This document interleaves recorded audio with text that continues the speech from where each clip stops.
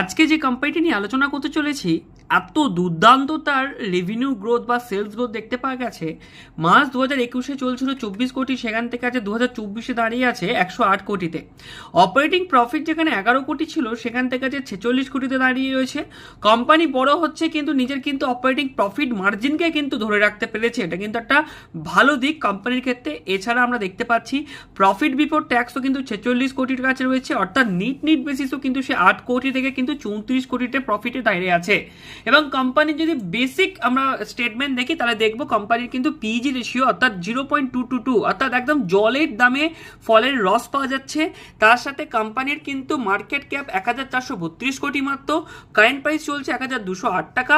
Intensive ভ্যালুর থেকে definitely প্রিমিয়ামে কিনতে হবে, ঠিকই কথা, কিন্তু তার আরওসি দেখা যাচ্ছে 197%, মানে অর্থাৎ একটা ভালো কোম্পানিতে আমরা দেখতে পাচ্ছি কেস অফ ইন্ডিয়া লিমিটেড।